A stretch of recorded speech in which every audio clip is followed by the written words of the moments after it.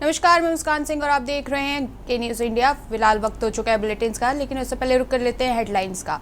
आज से गुजरात के दो दिवसीय दौरे पर रहेंगे रक्षा मंत्री राजनाथ सिंह। रुद्रमाता वायुसेना स्टेशन भुज का दौरा करेंगे रक्षा मंत्री। दिल्ली में कर्नल सोफिया कुरैशी पर आपत्तिजनक टिप्पणी मामले में आज सुप्रीम कोर्ट में सुनवाई। एमपी के मंत्री विजय शाह की याचिका पर सुनवाई। वक्फ एक्ट पर 20 मई को सुनवाई करेगा सुप्रीम कोर्ट ने कहा अंतरिम राहत के मुद्दे पर विचार करेंगे। केंद्र बोला यथास्थिति बनी रहेगी। दिल्ली में फिर बिगड़ी हवा की गुणवत्ता, एयर क्वालिटी इंडेक्स खराब श्रेणी में पहुंचा। आरजी कर रैप और हत्या मामला, कोलकाता हाई कोर्ट में आज होगी मामले की सुनवाई। मध्य प्रदेश में आज भी भारी जारी रहेगा आंधी बारिश का दौरा। 21 जिलों में अलर्ट, कल से बढ़ेगी गर्मी। आप देख रहे हैं के न्यूज, खबरों का सारथी। रुक कर लेते हैं खबरों का। खबर आपको दिल्ली से बता रहे हैं, जहां कर्नल सोफिया कुरैशी पर आपत्तिजनक टिप्पणी मामले में आज सुप्रीम कोर्ट में सुनवाई होगी। एमपी के मंत्री विजय शाह की याचिका पर सुनवाई। बड़ी खबर आपको दिल्ली से बता रहे हैं, कर्नल सोफिया कुरैशी पर आपत्तिजनक टिप्पणी मामले की सुप्रीम कोर्ट में आज सुनवाई होगी।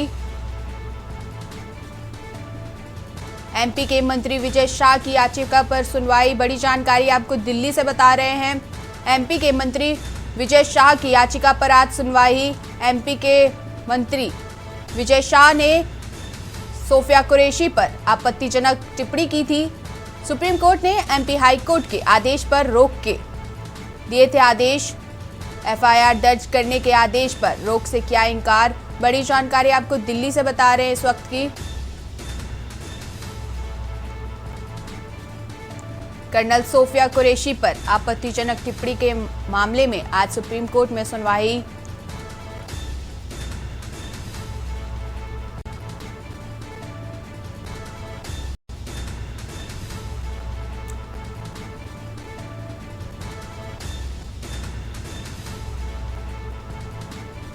कर्नल सोफिया कुरैशी पर आपत्तिजनक टिप्पणी पे मामले पे आज सुनवाई। मामले की सुनवाई सुप्रीम कोर्ट में होगी। एमपी के मंत्री विजय शाह की याचिका पर सुनवाई।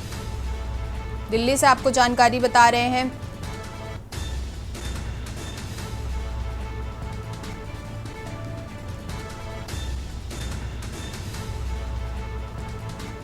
Chief justice of India BR Gavai की अध्यक्षता वाली बेंच आज करेगी सुनवाई। बड़ी जानकारी आपको दिल्ली से बता रहे हैं, मंत्री विजय शाह ने हाई कोर्ट के फैसले को सुप्रीम कोर्ट में दी है चुनौती। बड़ी जानकारी आपको दिल्ली से बता रहे हैं।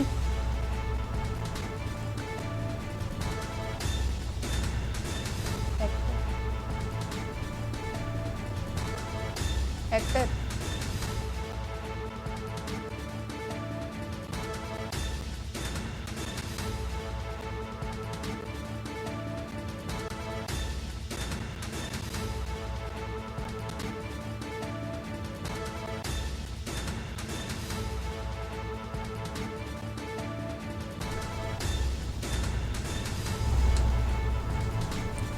ज्यादा जानकारी के लिए हमारे साथ हमारे विशेष संवाददाता अखिलेश सिंह जुड़ चुके हैं। अखिलेश जी, एमपी के मंत्री विजय शाह की याचिका पर आज सुनवाई होने वाली है, और क्या ज्यादा जानकारी है?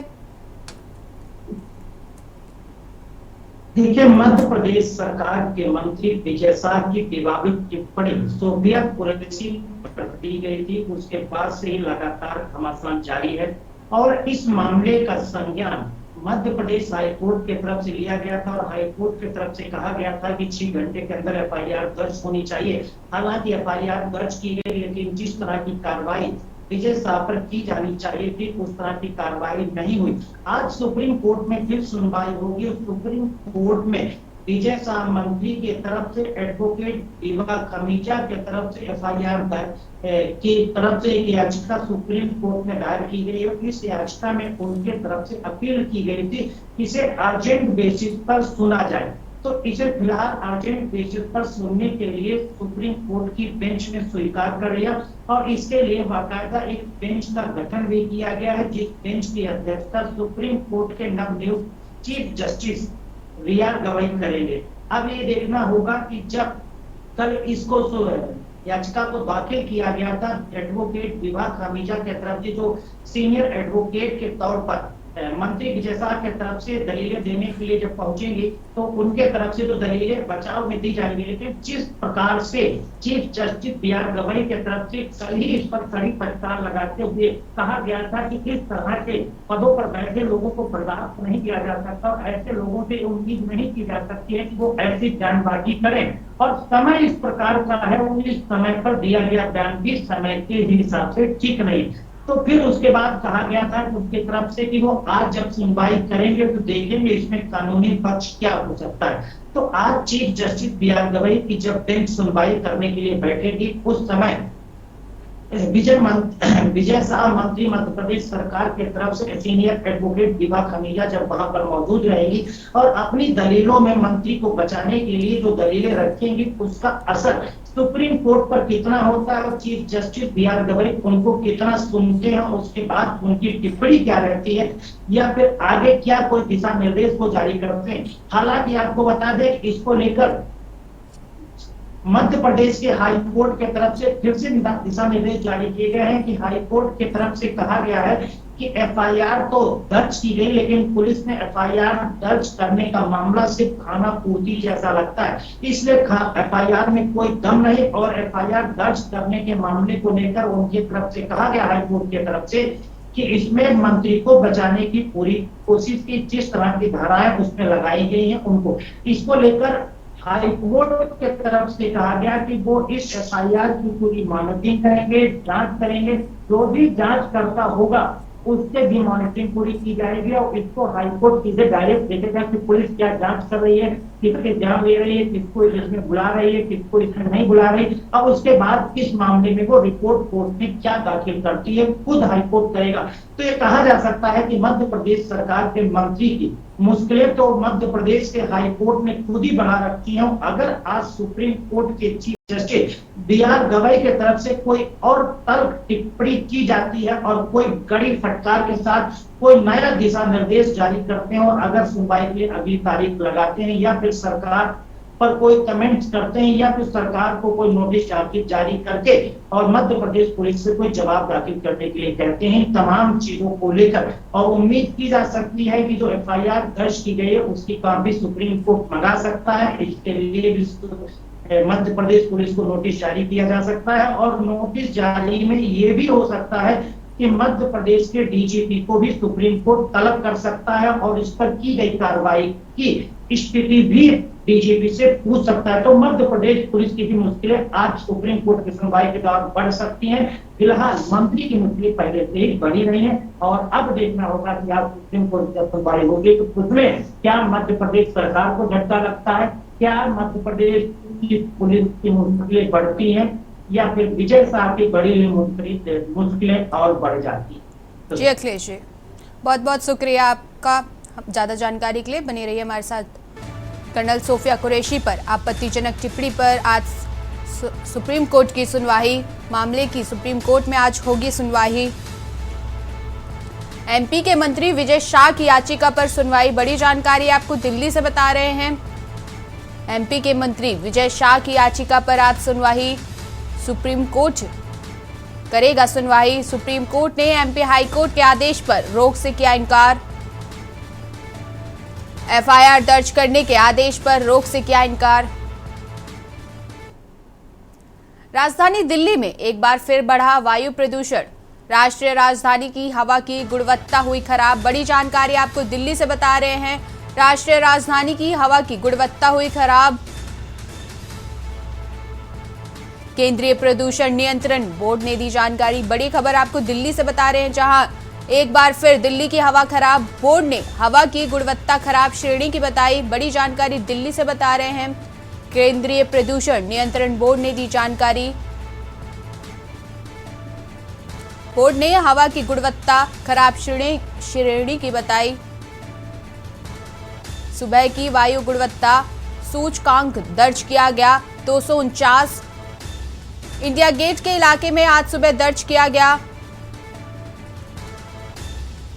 राजधानी दिल्ली से आपको जानकारी बता रहे हैं, जहां दिल्ली में एक बार फिर बढ़ा वायु प्रदूषण। राष्ट्रीय राजधानी की हवा की गुणवत्ता हुई खराब।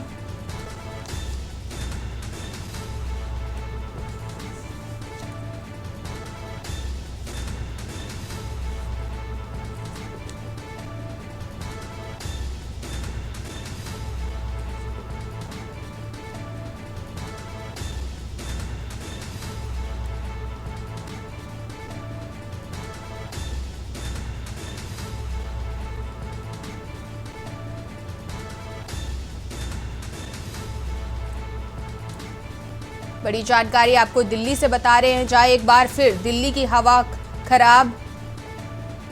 राजधानी दिल्ली में एक बार फिर बढ़ा वायु प्रदूषण। बड़ी जानकारी आपको दिल्ली से बता रहे हैं। राष्ट्रीय राजधानी की हवा की गुणवत्ता हुई खराब। बड़ी जानकारी दिल्ली से हम आपको बता रहे हैं। केंद्रीय प्रदूषण नियंत्रण बोर्ड ने दी जानकारी। बोर्ड ने हवा की गुणवत्ता खराब श्रेणी की बताई। बड़ी जानकारी दिल्ली से हम आपको बता रहे हैं।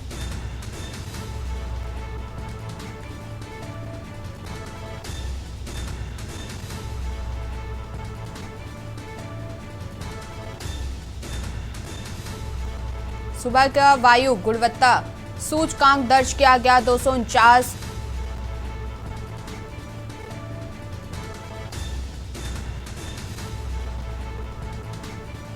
ज्यादा जानकारी के लिए हमारे साथ हमारे विशेष संवाददाता अखिलेश सिंह जुड़ चुके हैं। अखिलेश जी, एक बार दिल्ली में फिर वायु खराब हो चुकी है, क्या कारण है वायु खराब होने का? क्योंकि सरकार की तरफ से सारी तैयारी करी जा चुकी है। अखिलेश जी, देखिए मुस्कान, दिल्ली की वायु गुणवत्ता अक्सर खराब होती है, लेकिन खराब होने का समय जो इस बार रिकॉर्ड किया गया वो समय मुफीद नहीं कहा जा सकता है, क्योंकि अक्सर दिल्ली के अंदर जब वायु गुणवत्ता सूचकांक खराब होता है, क्योंकि आज सुबह में वायु गुणवत्ता सूचकांक 249 इंडिया गेट और उसके आसपास के इलाके में दर्ज किया गया और केंद्रीय प्रदूषण कंट्रोल बोर्ड के तरफ से कहा गया है कि दिल्ली के अंदर एक बार फिर आबो हवा खराब होने लगी है और इस खराब होती आबो हवा पर नियंत्रण कसने के लिए वो आगे कई कड़े कदम उठा सकते हैं। हालांकि कहा गया है कि 2-3 दिन तक इस की अभी मॉनिटरिंग की जाएगी। जो वायु यहाँ की खराब श्रेणी में दर्ज की गई है, क्या वो खतरनाक स्थिति में पहुंचती है और इसका वायु गुणवत्ता सूचकांक क्या और बढ़ता है। अगर ये इसको कह सकते हैं कि 300 के पार और 350-400 को जो पार करता है, तो वह वायु गुणवत्ता सूचकांक बेहद खराब स्थिति में दर्ज किया जाएगा और उस दौरान कई एहतियात बरतने के लिए केंद्रीय प्रदूषण नियंत्रण बोर्ड दिल्ली सरकार को दिशा निर्देश जारी कर सकता है। फिलहाल अगर पहले की अगर बात की जाए तो दिल्ली के अंदर जो प्रदूषण बढ़ता था वो दीपावली के आसपास होता था, या फिर जब धान की फसल तैयार होती है, उसकी कटाई होती है और पराली जलाने का समय आता है, तो उस समय वायु प्रदूषण बढ़ता था और वायु गुणवत्ता सूचकांक दिल्ली में खराब होती थी। दूसरा समय आता था दीपावली के समय, जब पटाखे बहुत ज्यादा जलाए जाते थे, तो पटाखे से निकलने वाले धुआं की वजह से दिल्ली की आबो हवा खराब होती थी, वायु प्रदूषण बढ़ता था, वायु गुणवत्ता सूचकांक भी बढ़ जाता था। तो उसको लेकर दिल्ली सरकार को कई कड़े कदम उठाने पड़ते थे। कई बार ऑर्डिनेंस भी लागू करना पड़ता था। कई बार वाहनों के जो डीजल के वाहन है उनकी एंट्री पर रोक लगा दी जाती थी कि सिर्फ सीएनजी के वाहन ही दिल्ली में एंट्री करेंगे, पेट्रोल के वाहन ही यहाँ पर चलेंगे, डीजल के वाहनों की यहाँ एंट्री नहीं होगी। इसके अलावा एक और कदम उठाया जाता था कि B6 के जो वाहन है वही दिल्ली में एंट्री करेंगे और जो B6 के वाहन नहीं है उनकी दिल्ली में एंट्री नहीं होती है। और इसके साथ ही साथ जो फॉग का होता है कि जब वायु प्रदूषण बढ़ता है तो दिल्ली सरकार पानी की बौछार कराती है। एयर प्यूरिफायर सेंटर दिल्ली के अंदर लगे हुए एयर प्यूरिफायर सेंटर से वायु को शुद्ध करने का काम किया जाता है। तो ये एहतियात के तौर पर तमाम कदम उठाए जाते हैं दिल्ली सरकार की तरफ से। फिलहाल अभी देखना होगा कि केंद्रीय प्रदूषण नियंत्रण बोर्ड की तरफ से जो आज वायु प्रदूषण को लेकर वायु गुणवत्ता सूचकांक जारी किया गया है, उम्मीद की जा रही है कि दिल्ली सरकार में आज एक बैठक हो सकती है। दिल्ली के मुख्यमंत्री रेखा गुप्ता की अध्यक्षता में बैठक हो सकती है और इसको नियंत्रण करने के लिए ट्रैफिक की योजना पर बात हो सकती है, एयर प्यूरिफायर सेंटर पर बात हो सकती है, पानी का छिड़काव जो गन एयर जो वाटर गन होती है उनका इस्तेमाल करने पर बात हो सकती है। फिलहाल इंडिया गेट जैसा जो इलाका है यहाँ पर प्रदूषण ना के बराबर रहता है और सबसे कम प्रदूषण रहता है। यहाँ पर सब पीबीआई बीच को मॉर्निंग वॉक करने जाते हैं, तो इस लिहाज से देखा जाए, वैसे दिल्ली के अंदर देखा जाए तो आनंद विहार भी एक ऐसा इलाका है जहाँ पर वाहनों की आवाजाही ज्यादा होती है, तो बसों की भीड़ वहां पर ज्यादा रहती है, वायु प्रदूषण वहां पर ज्यादा बढ़ता है। इसके बाद दिल्ली का जो इंडिया गेट से कुछ दूरी का इलाका है आईटीओ, वहां पर ज्यादा ट्रैफिक रहता है, क्योंकि रेड लाइट वहां पर 4 जगह से आती है, वो ज्यादा देर तक ट्रैफिक होता है, धुआं छोड़ता है। इसके अलावा धौला कुआं का एक इलाका भी है जो गुड़गांव को कनेक्ट करता है और वहां पर एयरपोर्ट और तमाम उधर से आने वाले वाहनों की वजह से पड़ता है, बदर पड़ता है। तो ऐसे कुछ पॉइंट है जहां से अभी केंद्रीय प्रदूषण नियंत्रण बोर्ड की तरफ से कोई एडवाइजरी जारी नहीं की गई। हालांकि इंडिया गेट की तरफ से वायु गुणवत्ता सूचकांक खराब होने को लेकर कहा गया है। तो अब देखना होगा कि कल क्या जो मैंने तमाम क्षेत्र बताए, चाहे वो आनंद विहार हो, वजहपुर इलाका हो, आईटीओ के इलाका हो, धौला कुआं क्षेत्र हो, ये ऐसे तमाम इलाके हैं, कश्मीरी गेट भी जो अंतरराष्ट्रीय राज्य बस अड्डा है उस इलाके में, इन तमाम जगह भी कल सूचना आ सकती है। नियंत्रण कंट्रोल बोर्ड जो भारत सरकार है वो प्रदूषण पर मॉनिटरिंग करता है, वो कल इधर का सूचकांक दर्ज करेगा, तो देखिएगा कि क्या इस इलाके में भी वायु गुणवत्ता सूचकांक खराब हो रहा है। तो कई कड़े कदम उठाने के दिशा निर्देश केंद्रीय प्रदूषण नियंत्रण बोर्ड की तरफ से दिल्ली सरकार को दिए जा सकते। उस पर जी अखिलेश जी, बहुत बहुत धन्यवाद आपका ज्यादा जानकारी के लिए। दिल्ली से आपको बड़ी खबर बता रहे इस वक्त की, जहां एक बार फिर दिल्ली में हवा खराब। फिलहाल वक्त हो चुका है एक ब्रेक का, रुकते हैं ब्रेक के लिए। आप देख रहे हैं के न्यूज, खबरों का सारथी। विमल में गुलिस्तां के ये कुछ लजीज फरिश्ते जब साथ घुले तो जी ललचाए और दिल कहे कि स्वाद की जुबान में खुद को ऐसे डुबाऊं कि निकल ना पाऊं। विमल की जुबान कुछ है ही ऐसी, मानते हैं? विमल, बोलो जुबान कैसी। गोल्डी मसाले के 100 ग्राम के स्पेशल पैक्स में फ्रेशनेस लॉक है। ऐसे मसाले हमेशा ताजा रहेंगे। Just like me, touch wood, God bless me. Goldie मसाले, जहां जाएं रिश्ते बनाएं। आप देख रहे हैं के न्यूज, खबरों का सारथी। खबर आपको लखनऊ से बता रहे, जहां सीएम योगी आदित्यनाथ का आज का कार्यक्रम सुबह 9:15 पर सीएम आवास पर सूचना विभाग की बैठक। बड़ी जानकारी आपको बता रहे लखनऊ से, सुबह 10:30 बजे श्रम विभाग का होगा प्रस्तुतिकरण, शाम 6 बजे सिंचाई विभाग का होगा प्रस्तुतिकरण। बड़ी जानकारी आपको बता रहे सीएम योगी आदित्यनाथ का आज कार्यक्रम। सीएम योगी आदित्यनाथ का आज का कार्यक्रम लखनऊ से आपको यह जानकारी बता रहे, सुबह 9:15 पर आवास पर, सीएम आवास पर सूचना विभाग की बैठक। सुबह 10:30 बजे श्रम विभाग का होगा प्रस्तुतिकरण, शाम 6 बजे सिंचाई विभाग का होगा प्रस्तुतिकरण। बड़ी जानकारी आपको लखनऊ से बता रहे हैं सीएम योगी आदित्यनाथ का आज का कार्यक्रम। बड़ी जानकारी लखनऊ से हम आपको बता रहे, सुबह 9:15 बजे सीएम आवास पर सूचना विभाग की बैठक। सुबह 10:30 बजे श्रम विभाग का होगा प्रस्तुतिकरण। लखनऊ से आपको ये जानकारी बता रहे हैं, शाम 6 बजे सिंचाई विभाग का होगा प्रस्तुतिकरण। लखनऊ से आपको जानकारी दे रहे हैं, जहां सीएम योगी आदित्यनाथ का आज का कार्यक्रम।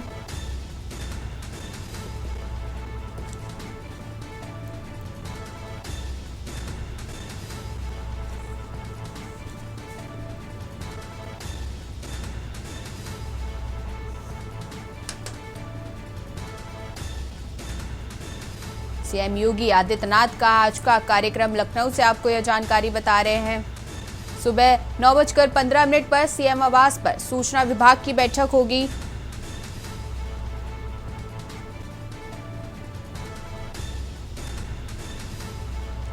शाम 6 बजे सिंचाई विभाग का होगा प्रस्तुतिकरण। बड़ी जानकारी लखनऊ से बता रहे हैं आपको।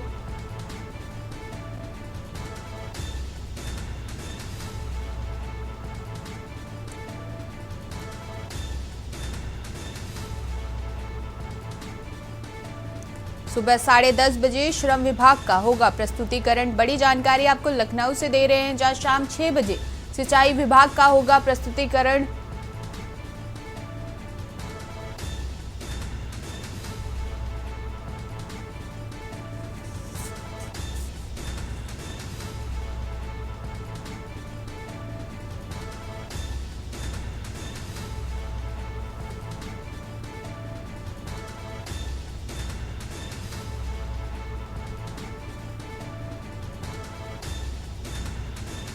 लखनऊ से आपको यह जानकारी बता रहे, जहां सीएम योगी आदित्यनाथ का आज का कार्यक्रम 9:15 पर सीएम आवास पर सूचना विभाग की बैठक।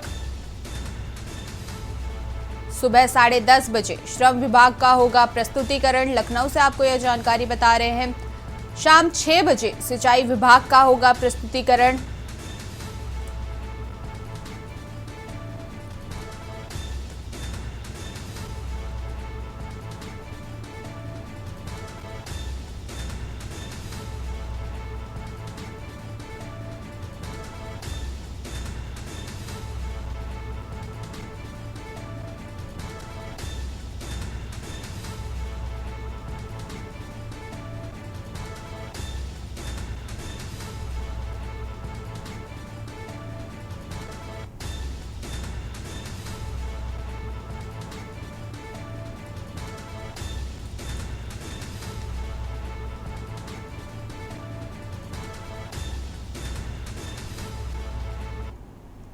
खबर आपको बुलंदशहर से बता रहे, जहां बुलंदशहर में भीषण सड़क हादसा, ट्रक और कैंटर की भिड़ंत में 3 की मौत। बुलंदशहर में भीषण सड़क हादसा, बड़ी जानकारी आपको बुलंदशहर से बता रहे हैं, जहां सड़क हादसा, ट्रक और कैंटर के भिड़ंत में 3 की मौत। तकरीबन 30 से ज्यादा लोग गंभीर घायल। बड़ी जानकारी आपको बुलंदशहर से बता रहे हैं, ट्रक और कैंटर में भिड़ंत, 3 की मौत। पुलिस ने रेस्क्यू कर घायलों को पहुंचाया जिला अस्पताल, 10 से अधिक घायल हायर सेंटर रेफर। बड़ी जानकारी आपको बुलंदशहर से बता रहे, तीनों के शव कब्जे में लेकर पोस्टमार्टम के लिए भेजा। कैंटर में सवार थे लगभग 40 लोग। पंजाब से मजदूरी कर वापस घर जा रहे थे। बड़ी जानकारी आपको बुलंदशहर से बता रहे हैं, जहां भीषण सड़क हादसा, कैंटर में सवार थे लगभग 40 लोग, 3 की मौत, 30 से अधिक घायल। पंजाब से मजदूरी कर वापस घर लौट रहे थे। शाहजहांपुर और हरदोई बाईपास रह रहे थे। थाना जहांगीराबाद कोतवाली क्षेत्र का है पूरा मामला। बुलंदशहर में भीषण सड़क हादसा, बड़ी जानकारी आपको बुलंदशहर से बता रहे हैं, ट्रक और कैंटर के भिड़ंत में 3 की मौत। तकरीबन 30 से ज्यादा लोग घायल। बुलंदशहर से आपको ये जानकारी बता रहे हैं, जहां बुलंदशहर में भीषण सड़क हादसा, पुलिस ने रेस्क्यू कर घायलों को पहुंचाया अस्पताल, 10 से अधिक घायल हायर सेंटर रेफर। बड़ी जानकारी आपको बुलंदशहर से बता रहे हैं, तीनों के शव कब्जे में लेकर पोस्टमार्टम के लिए भेजा। कैंटर में सवार थे लगभग 40 लोग। पंजाब से मजदूरी कर वापस घर जा रहे थे।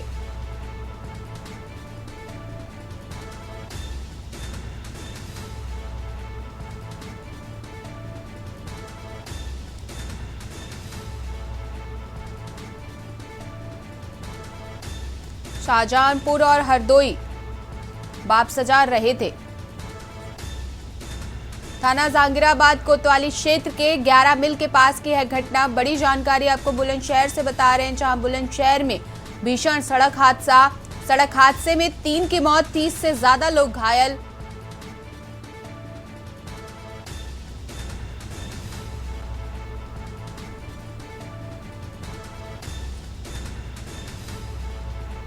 पुलिस ने रेस्क्यू कर घायलों को पहुंचाया जिला अस्पताल। बड़ी जानकारी आपको बुलंदशहर से बता रहे हैं, 10 से अधिक घायल हायर सेंटर रेफर।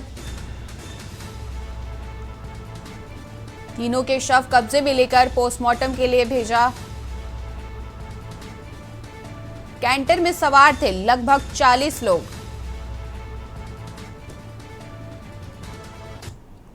वक्त हो चुका है एक छोटे से ब्रेक का, मिलते हैं ब्रेक के बाद।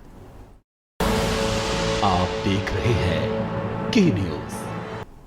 ब्रेक से वापस आ चुके हैं। रुक करते खबरों का बात कर रहे हैं गाजीपुर की। गाजीपुर से खबर आपको बता रहे हैं, जहां मंत्री का फर्जी बेटा बनकर जमाता था धौंस।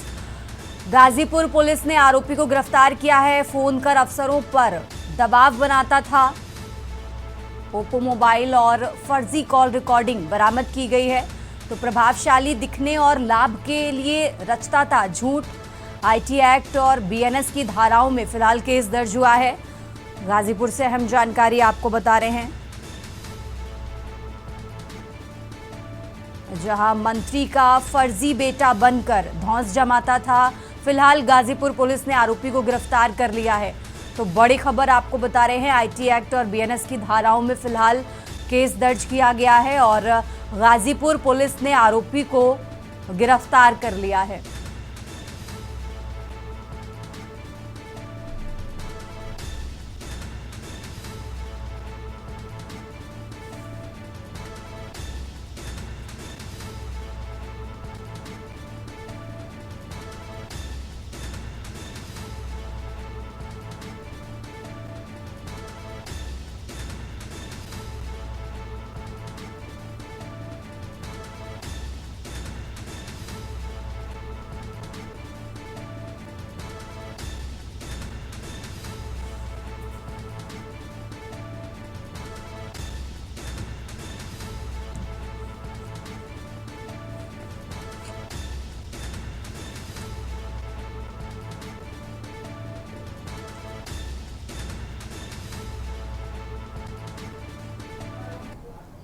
जो हमारे सीयूजी नंबर होते हैं, उस सीयूजी नंबर पर जब जांच की गई, एक कॉल आया था 3 दिन पहले। जब उस कॉल की जांच की गई तो पता चला कि वो कॉल एक लड़के ने किया है, जिसने अपना नाम विनय सिंह चौहान बताया और ये बताया था कि मैं माननीय कैबिनेट मंत्री श्री दारा सिंह चौहान जी का पुत्र हूँ। और उसने एक मामले के लिए पैरवी की। जब संज्ञान में आया कि ये व्यक्ति फर्जी हो सकता है, उस पर डाउट हुआ। जब चेक किया गया तो चेक करने के बाद उसके कुछ और भी हम लोग को कॉल रिकॉर्ड्स मिले पुराने, जो पूर्व में भी इस तरह के उसने कॉल किए थे। अन्य जिलों में भी, अन्य थानों पर, अन्य पुलिस अधिकारियों को, प्रशासनिक अधिकारियों को भी उसके द्वारा कई कॉल इस तरह से किए गए हैं। और ये सब कॉल्स की रिकॉर्डिंग वो अपने सोशल मीडिया प्रोफाइल फेसबुक पर डाल देता था। खबरों में आगे बढ़ते हैं। अब खबर ग्रेटर नोएडा से है, जहां निर्माण स्थल पर मजदूर की गिरकर मौत हो गई है। हेमी स्फीयर प्रोजेक्ट में लापरवाही के कारण मौत हुई है। 42 वर्षीय मजदूर की 14वीं मंजिल से गिरकर मौत हुई है। मजदूर कुनाराम 2 महीने से काम कर रहा था इस प्रोजेक्ट में। तो बिल्डर पर मानक और सुरक्षा के बिना काम कराने का आरोप लगा है। मृतक बिहार का निवासी है। परिजनों ने बिल्डर पर लापरवाही का आरोप लगाया है। 2 घंटे तक शव पड़ा रहा, समय पर एम्बुलेंस नहीं आई। फिलहाल पुलिस ने शव को कब्जे में लेकर पोस्टमार्टम के लिए भेजा है। तो ग्रेटर नोएडा से ये खबर आपको बता रहे हैं। ग्रेटर नोएडा से अहम जानकारी आपको बता रहे हैं, जहां बिल्डर पर परिवार वालों ने आरोप लगाया है। निर्माण स्थल पर मजदूर की गिरकर मौत हुई।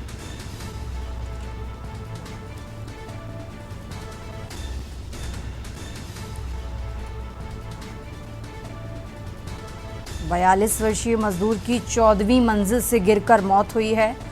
मजदूर कुनाराम 2 महीने से इस प्रोजेक्ट में काम कर रहा था। तो बिल्डर पर मानक और सुरक्षा के बिना काम कराने का आरोप लगा है। परिवार वालों ने आरोप लगाया है। आपको बता दें, मृतक बिहार का निवासी है। परिजनों ने बिल्डर पर लापरवाही का आरोप लगाया।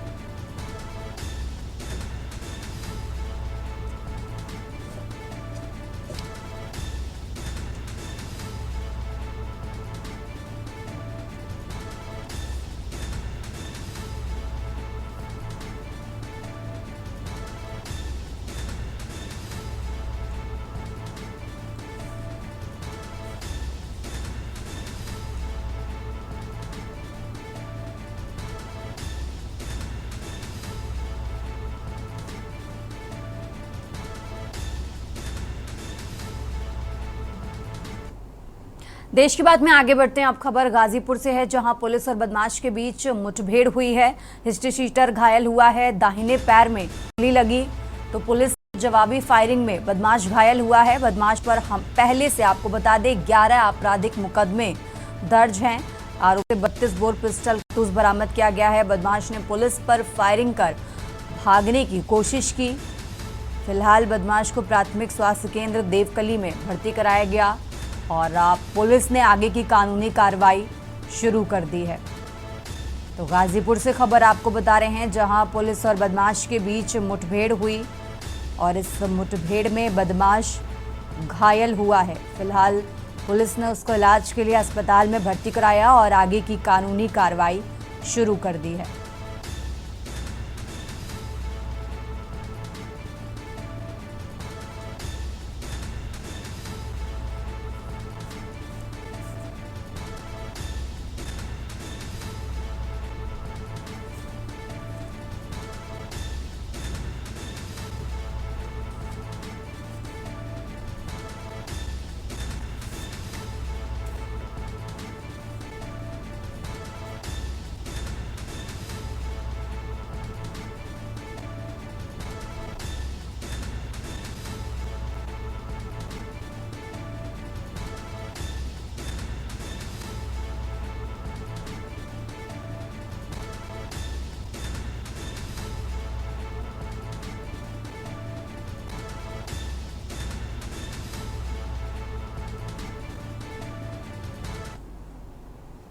खबरों में आगे बढ़ते हैं। खबर प्रयागराज से है, जहां ऑपरेशन सिंदूर की सफलता व भारतीय सेना के शौर्य को सलाम करने के लिए विशाल तिरंगा यात्रा निकाली गई।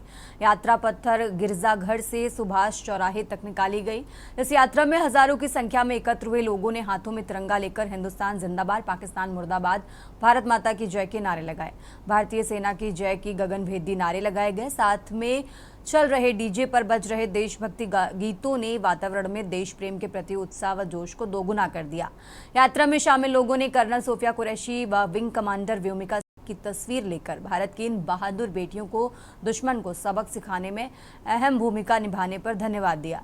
लोगों ने कहा कि हिंदुस्तान की इन बहादुर बेटियों पर देश को गर्व है। तिरंगा यात्रा का नेतृत्व करते हुए भाजपा प्रयागराज महानगर अध्यक्ष संजय गुप्ता ने कहा कि हमारे भारतीय सेना के वीर रणबांकुरों ने पाकिस्तान के दांत खट्टे कर दिए। भारत की सेना के शौर्य को पूरी दुनिया देख चुकी है। भारत मां के वीर सपूतों के रहते देश की सरहद को कोई आंख नहीं दिखा सकता। ये विशाल तिरंगा यात्रा ऐसे ही वीर सपूतों व भारतीय सेना के शौर्य को सलाम करने के लिए निकाली गई है। यात्रा में शामिल कैबिनेट मंत्री नंद गोपाल गुप्ता ने कहा कि हर भारतीय को ऑपरेशन सिंदूर की सफलता पर गर्व है। सेना ने घर में घुसकर पाकिस्तान को उसकी करनी का दंड दिया है।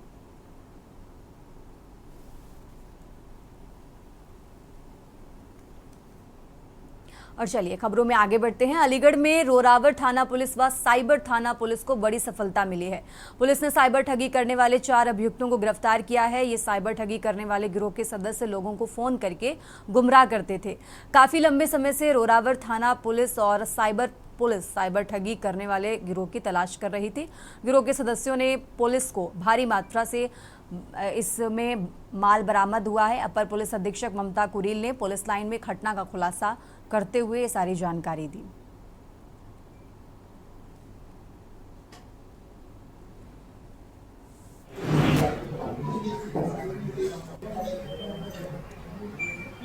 ऑनलाइन अपराध है और इस ऑनलाइन अपराध में 8 अप्रैल को एक मोबाइल चोरी करके उससे पैसा ट्रांजैक्शन हुआ था और इमीडिएट कॉल 1930 में की गई और पीड़ित के द्वारा वो पैसा पूरा रिकवर किया गया और साथ में जो मुख्य मुलजिम था जो एक हिस्ट्री शीटर भी है, गैंगस्टर भी है, इसको गिरफ्तार किया गया। इसके साथ में इसके 3 और साथी हैं जिनको गिरफ्तार करके जेल भेजा है।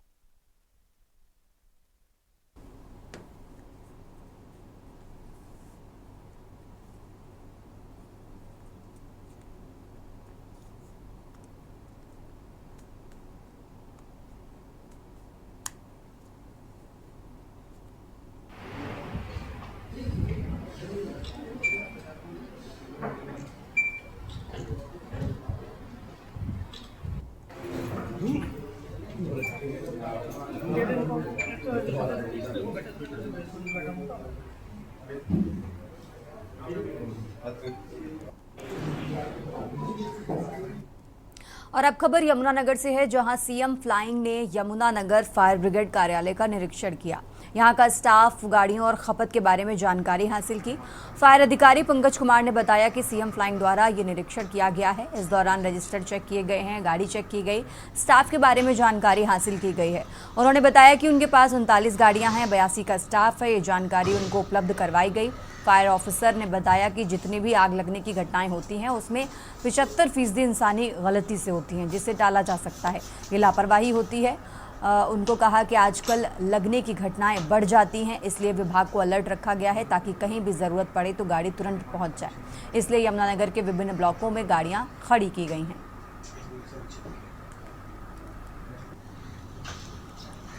रेड नहीं है, ये सीएम फ्लाइंग द्वारा निरीक्षण किया गया और ये समय समय पर चेक करते रहते हैं कि फायर स्टेशन पर कोई कमी है कुछ उसके बारे में। इससे पहले भी रेड पड़ी थी? मैं अभी आया हूँ, मैंने 22 मार्च को ज्वाइन किया है। इसके बारे में यहाँ के बारे में कुछ नहीं है, मैं रोहतक में मेरी पोस्ट है। तो सर जो रेड डाल के गए उन्होंने क्या किया है, क्या बताया? चेक किया है, रजिस्टर चेक किया है, सामान चेक किया है, गाड़ी अभी तेल वगैरह पूरा है, गाड़ियाँ वर्किंग कंडीशन में है, इसके बारे में। और अब खबर रेवाड़ी से है, जहां सीएम फ्लाइंग व अन्य विभागों की संयुक्त रेड मारी गई। रेवाड़ी के 12 हजारी स्थित नामी यादराम लेमन सोडा वाले की यहां ये रेड हुई। नगर परिषद, पॉल्यूशन, दमकल, खाद्य आपूर्ति विभाग व बिजली निगम के अधिकारी मौके पर मौजूद रहे। रेवाड़ी में 12 हजारी स्थित प्रसिद्ध यादराम लेमन सोडा फैक्ट्री पर आज बड़ी कार्रवाई की गई। सीएम फ्लाइंग की टीम ने नगर परिषद, पॉल्यूशन, दमकल, खाद्य सुरक्षा विभाग व बिजली निगम के साथ मिलकर छापेमारी की। इस दौरान खाद्य आपूर्ति विभाग की ओर से जहां 2 सैंपल भरकर जांच के लिए करनाल लैब भेजे गए, वहीं नगर परिषद अधिकारियों ने निजी भवन में कॉमर्शियल एक्टिविटी पाए जाने पर नोटिस थमा दिया। वहीं दूसरे नोटिस के बाद भवन को सील करने की बात कही गई है। जांच में फायर विभाग की एनओसी भी नहीं पाई गई। ड्यूटी मजिस्ट्रेट, बिजली निगम के एसडीओ विजय पाल के नेतृत्व कार्रवाई के दौरान सीएम फ्लाइंग की टीम व अन्य विभागों के अधिकारी भी मौजूद रहे। ये आज सीएम फ्लाइंग के साथ एक हमारी जो है ज्वाइंट रेड है। यादराम कोला के नाम से ये बनासैनी सोडा का प्लांट है इनका। तो ये कार्बोनेटेड बेवरेज पैकेजिंग का काम करते हैं। हमने इनके यहाँ से एक लेमन का और एक कोला का सैंपल लिया, लैब को भेज रहे हैं। जैसी भी रिपोर्ट आएगी, जो भी कार्रवाई बनेगी एफएसएस एक्ट के अनुसार, वो कर दी जाएगी। यहाँ रेड में संबंधित डिपार्टमेंट जो भी थे उनके साथ हमने चेकिंग की। मैं सीएम फ्लाइंग के साथ था। फायर डिपार्टमेंट, पोल्यूशन डिपार्टमेंट, नगर परिषद और सेफ्टी, फूड सेफ्टी वाले डिपार्टमेंट थे। फूड सेफ्टी वालों ने सैंपल ले लिए हैं। करनाल टेस्ट होने के बाद कार्रवाई की जाएगी। वो जो भी संबंधित डिपार्टमेंट है उन्होंने जो जो इरेगुलरिटी मिली है उनके नोटिस दे दिए। खबरों में आगे बढ़ते हैं। संगरूर पुलिस को बड़ी सफलता मिली है जब जेल में बंद अपराधियों से मोबाइल फोन और ड्रग्स बरामद किए गए। इस मामले की जांच के दौरान सामने आया कि इसमें डीएसपी रैंक के अधिकारी भी शामिल थे। पंजाब पुलिस द्वारा नशे के खिलाफ चलाए जा रहे अभियान के तहत ये कार्रवाई की गई। एसएसपी संगरूर ने बताया कि जेल में क्लास 4 कर्मचारी प्रशांत मजूमदार और एक महिला बंतो ड्रग्स और मोबाइल फोन की तस्करी में शामिल थे। इसके अलावा डीएसपी सुरक्षा कुरविंदर उर्फ बाबा और अन्य पुलिस अधिकारियों को भी आरोपियों से जुड़ा पाया गया। इन पुलिस अधिकारियों को करीब 40,000 रुपए नगद और 26,000 रुपए उनके परिवार को ऑनलाइन ट्रांसफर किए गए थे। अब तक 19 आरोपियों को गिरफ्तार किया जा चुका है और पुलिस मामले की गहनता से जांच कर रही है। इस मामले में आगे भी कार्रवाई जारी रहेगी और ये जांच की जाएगी कि क्या पुलिस अधिकारियों ने पहले भी ऐसे अपराध किए थे। ਨਾਲ ਦੇ ਨਾਲ ਹੀ ਬਾਬਾ ਸੀ ਉਸ ਤੋਂ ਸਾਨੂੰ ਜਦੋਂ ਅਸੀਂ ਪੁੱਛਗਿੱਛ ਕਰ ਰਹੇ ਸੀ ਤਾਂ ਪਤਾ ਚੱਲਿਆ ਕਿ ਉਹਦਾ ਤਹਿਤ ਆਪਾਂ ਪਹਿਲਾਂ ਵੀ ਪ੍ਰੈਸ ਕਾਨਫਰੰਸ ਕਰਕੇ ਤੁਹਾਡੇ ਸਾਹਮਣੇ ਖੁਲਾਸਾ ਕੀਤਾ ਸੀ ਕਿ ਜੋ ਯੁੱਧ ਨਸ਼ਿਆਂ ਵਿਰੁੱਧ ਦੀ ਵੱਡੀ ਮੁਹਿੰਮ ਹੈ ਦਾ ਸੰਗਰੂਰ ਪੁਲਿਸ ਨੂੰ, ਪੰਜਾਬ ਪੁਲਿਸ ਨੂੰ ਹਾਸਿਲ ਹੋਈ ਹੈ। ਜਿਹੜੀ ਉਹ ਜੇਲ੍ਹ ਸਰਚ ਸੀਗੀ ਉਸ ਦੇ ਵਿੱਚ ਸਾਨੂੰ 9 ਮੋਬਾਈਲ ਫੋਨ, 4 ਸਮਾਰਟ ਵਾਚਿਸ ਤੇ ਹੋਰ ਵੀ ਕੰਟਰਾਬੈਂਡ ਮਿਲਿਆ ਸੀਗਾ। ਅਸੀਂ 175 ਨੰਬਰ ਐਫਆਈਆਰ ਦਰਜ ਕੀਤੀ ਥਾਣਾ ਸਿਟੀ 1 ਸੰਗਰੂਰ ਵਿੱਚ। 8 ਦੋਸ਼ੀਆਂ ਨੂੰ ਅਸੀਂ ਨਾਮਜ਼ਦ ਕੀਤਾ ਸੀ ਤੇ ਫਿਰ ਅਸੀਂ ਉਹਨਾਂ ਦੀ ਜਦੋਂ ਪ੍ਰੋਡਕਸ਼ਨ ਲੈ ਕੇ ਇੱਕ ਕਲਾਸ 4 EMPLOYEE ਹੈਗਾ ਪ੍ਰਸ਼ਾਂਤ ਮਜੂਮਦਾਰ, ਉਹ ਇਹ ਜਿਹੜਾ ਜੇਲ੍ਹ ਦੇ ਅੰਦਰ ਸਮਗਲਿੰਗ ਸੀ ਉਹ ਕਰਵਾ ਰਿਹਾ ਸੀ। ਅਗਲੀ ਤਫਤੀਸ਼ ਵਿੱਚ ਸਾਨੂੰ ਪਤਾ ਚੱਲਿਆ ਕਿ ਦੀ ਸੁਨਾਮ ਪੁਲਿਸ ਸਟੇਸ਼ਨ ਦੇ ਹਦੂਦ ਦੇ ਅੰਦਰ ਜਿਹੜੀ ਉਸ ਨੂੰ ਸਮਾਨ ਲਿਆ ਕੇ ਦਿੱਤੀ ਸੀ ਜਿਹੜਾ ਉਹ ਅੰਦਰ ਸਮਗਲ ਕਰ ਰਿਹਾ ਸੀ। ਜੀ ਯੁੱਧ ਨਸ਼ਿਆਂ ਵਿਰੁੱਧ ਦੀ ਜਿਹੜੀ ਵੱਡੀ ਮੁਹਿੰਮ ਹੈ ਪੰਜਾਬ ਸਰਕਾਰ ਵੱਲੋਂ ਤੇ ਪੰਜਾਬ ਪੁਲਿਸ ਵੱਲੋਂ, ਉਹਦੇ ਤਹਿਤ ਇੱਕ ਬਹੁਤ ਵੱਡੀ ਪ੍ਰਾਪਤੀ ਸੰਗਰੂਰ ਪੁਲਿਸ ਨੂੰ ਮਿਲੀ ਹੈ। ਅਸੀਂ ਇੱਕ ਜੇਲ੍ਹ ਵਿੱਚ ਚੱਲਣ ਵਾਲੀ ਸਮਗਲਿੰਗ ਦਾ ਨੈਕਸਸ ਜੋ ਪ੍ਰਫੁੱਲਤ ਹੋ ਰਿਹਾ ਸੀ ਉਸ ਦਾ ਪਰਦਾਫਾਸ਼ ਕੀਤਾ ਹੈ। ਤੁਹਾਨੂੰ ਪਹਿਲਾਂ ਅਸੀਂ ਦੱਸਿਆ ਸੀ ਕਿ ਇਸ ਯੁੱਧ ਨਸ਼ਿਆਂ ਵਿਰੁੱਧ ਦੀ ਮੁਹਿੰਮ ਤਹਿਤ ਅਸੀਂ ਇੱਕ ਵੱਡੀ ਜੇਲ੍ਹ ਸਰਚ ਪਿਛਲੇ ਮਹੀਨੇ ਕੀਤੀ ਸੀ, ਜਿਸ ਦੇ ਵਿੱਚ ਸਾਨੂੰ 9 mobile phone, 4 smart watches, 50 gram opium ਅਤੇ ਹੋਰ ਕੰਟਰਾਬੈਂਡ ਵੀ ਬਰਾਮਦ ਹੋਇਆ ਸੀ। ਅਸੀਂ ਇੱਕ 75 ਨੰਬਰ FIR ਥਾਣਾ ਸਿਟੀ 1 ਸੰਗਰੂਰ ਦੇ ਵਿੱਚ ਦਰਜ ਕੀਤੀ ਤੇ 8 ਦੋਸ਼ੀਆਂ ਨੂੰ ਨਾਮਜ਼ਦ ਕਰਕੇ ਉਹਨਾਂ ਨੂੰ ਪ੍ਰੋਡਕਸ਼ਨ ਵਾਰੰਟ ਤੇ ਲਿਆਂਦਾ ਗਿਆ। खबरों का सिलसिला लगातार जारी है। फिलहाल यहाँ रुकेंगे एक छोटे से ब्रेक के लिए।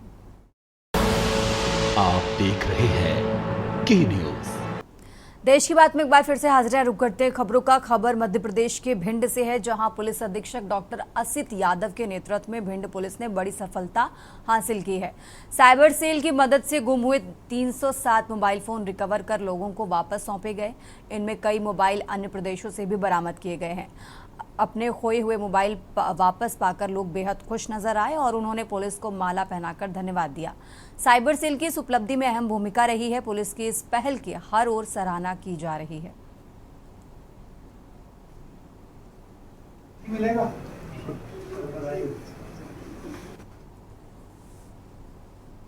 और अब खबर छत्तीसगढ़ के कवर्धा से है, जहां पुलिस विभाग में एक बड़ा घोटाला सामने आया है। जहां प्रधान आरक्षक बहादुर सिंह मरावी पर 3 सैनिकों से करीब 5-5 लाख रुपए की वसूली कर फर्जी नियुक्ति आदेश थाने का गंभीर आरोप लगा है। पीड़ित सैनिकों ने सिटी कोतवाली कवर्धा में शिकायत दर्ज कराई है। पीड़ितों का कहना है कि उन्होंने नौकरी पाने के लिए रुपए दिए, लेकिन उन्हें फर्जी नियुक्ति पत्र थमा दिए गए। पीड़ित सैनिकों ने न्याय की गुहार लगाते हुए दोषियों के खिलाफ सख्त कार्रवाई की मांग की है। कबीरधाम SP धर्मेंद्र सिंह ने कहा कि मामले की गहन जांच की जा रही है, दोषियों के खिलाफ कड़ी कार्रवाई की जाएगी। फिलहाल पुलिस ने जांच शुरू कर दी है और मामले से जुड़े वीडियो फुटेज और अन्य सबूत जुटाए जा रहे हैं।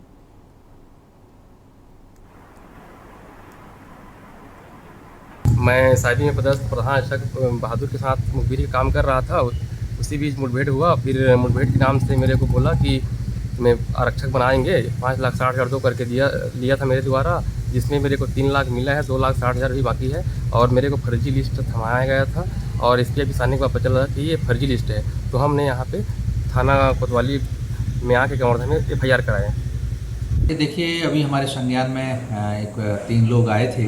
उन्होंने बताया कि ऐसे ऐसे हमको नियुक्ति पत्र दिया गया था। हमारी आज तक कोई नियुक्ति नहीं हुई है और इस एवज में हमारे एक प्रधान आरक्षक हैं SIB के मिस्टर बहादुर, इनके द्वारा कुछ उनसे पैसा लिया गया है। तो चूँकि आवेदन हमको प्राप्त हुआ है, हम इसकी अभी जांच कर रहे हैं। जांच के बाद जो भी तथ्य आएंगे उसके अनुसार हम वैधानिक कार्रवाई करेंगे। और अब खबर धमतरी से है, जहां नक्सल विरोधी अभियान के तहत धमतरी पुलिस को एक बार फिर बड़ी सफलता मिली है। पुलिस अधीक्षक सूरज सिंह परिहार के निर्देश और अतिरिक्त पुलिस अधीक्षक शैलेंद्र पांडे के मार्गदर्शन में DRG टीम ने चमेदा के जंगलों में सर्चिंग के दौरान नक्सलियों द्वारा डंप की गई विस्फोटक सामग्री बरामद की है।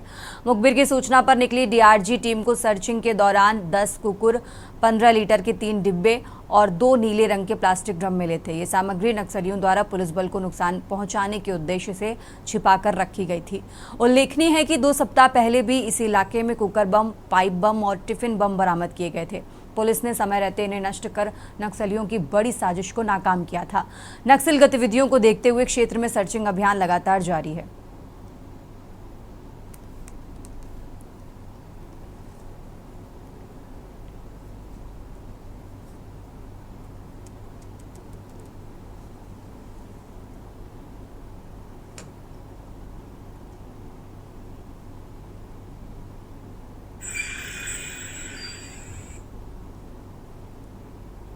मुखबिर से सूचना प्राप्त हुई थी कि थाना खल्लारी के चमेदा जंगल क्षेत्र में नक्सलियों की उपस्थिति बनी हुई है। उसके बाद श्रीमान पुलिस अधीक्षक महोदय के निर्देशन में DRG नगरी CF खल्लारी को ब्रीफ कर आज सुबह चमेदा जंगल क्षेत्र की तरफ सर्च अभियान के लिए रवाना किया गया। सर्च अभियान के दौरान चमेदा के जंगल में नक्सलियों द्वारा डंप की गई सामग्री फोर्स द्वारा बरामद की गई, जिसमें 10 5 लीटर के कुकर, 15 लीटर के टीन के 3 डब्बे, 2 ब्लू कलर के ड्रम बरामद हुए। कुकर का इस्तेमाल ID लगाकर फोर्स को नुकसान पहुंचाने के रूप में नक्सलियों द्वारा किया जा सकता था। सारी सामग्री को फोर्स द्वारा नष्ट किया गया। सर्च अभियान जारी है और नक्सलियों के इरादों को नाकाम किया गया फोर्स द्वारा।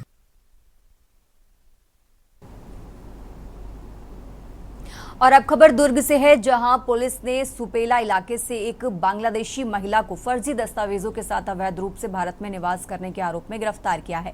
महिला की असली पहचान पन्ना बीबी के रूप में हुई है, जो पिछले 2 सालों से अंजलि सिंह उर्फ काकोली घोष के नाम से रह रही थी। एसएसपी विजय अग्रवाल ने प्रेस कॉन्फ्रेंस में बताया कि पन्ना बीबी ने आधार कार्ड समेत कई दस्तावेजों में फर्जी पहचान दिखाई और विभिन्न सरकारी सेवाओं का लाभ भी लिया।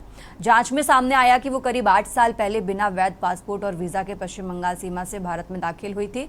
पुलिस की एसटीएफ टीम की सतर्कता के चलते महिला को गिरफ्तार किया गया है। साथ ही उसे बिना पुलिस सत्यापन कराए रखने वाले मकान मालिक सूरज साफ को भी गिरफ्तार कर लिया गया है। महिला बांग्लादेश में अपने परिवार से संपर्क के लिए ईमो ऐप का इस्तेमाल करती थी। मामले की विस्तृत जांच की जा रही है।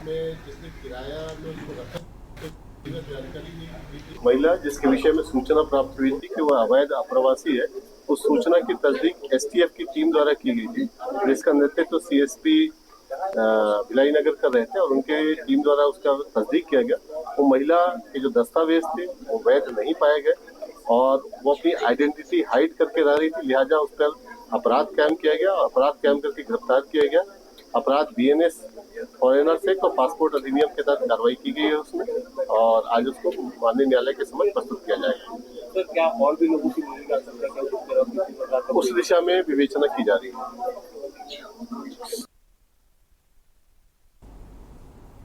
खबरों में आगे बढ़ते हैं। छत्तीसगढ़ के बीजापुर जिले के करेल गुट्टालू पहाड़ी क्षेत्र में सुरक्षा बलों को बड़ी सफलता मिली है। 21 से 11 मई 2025 तक चले 21 दिवसीय व्यापक नक्सल विरोधी अभियान में कुल 31 माओवादी मारे गए, जिनमें 16 महिलाएं शामिल हैं। इस दौरान माओवादियों के 216 ठिकानों और बंकरों को ध्वस्त किया गया और भारी मात्रा में हथियार तथा विस्फोटक सामग्री जब्त की गई है। इस सफलता पर उप मुख्यमंत्री अरुण साव ने सुरक्षा बलों के शौर्य और साहस की सराहना करते हुए इसे माओवाद पर निर्णायक प्रहार करार दिया। अभियान के दौरान छत्तीसगढ़ पुलिस और केंद्रीय बलों की संयुक्त कार्रवाई से क्षेत्र में नक्सल गतिविधियों पर बड़ा अंकुश लगा है।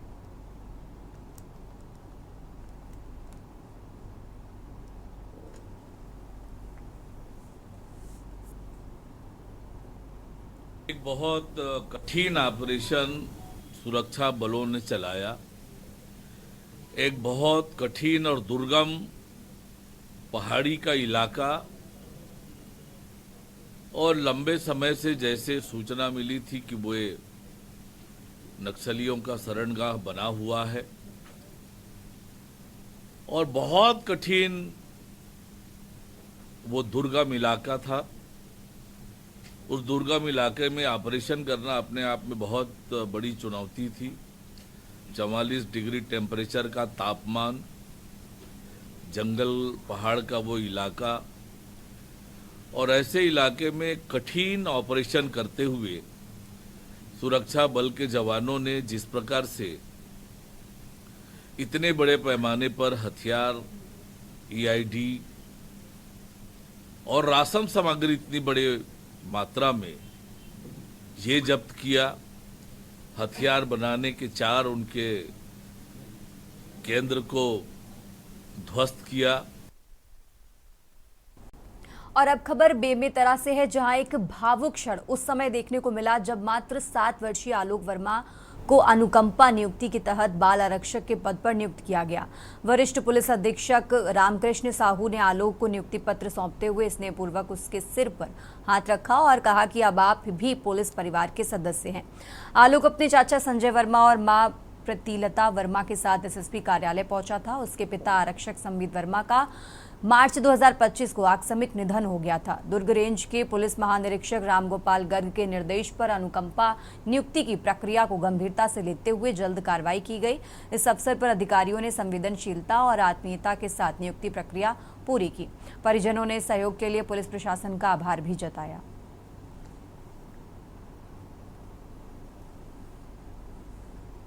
इस बुलेटिन में फिलहाल इतना ही। आप देखते रहिए के न्यूज़ इंडिया।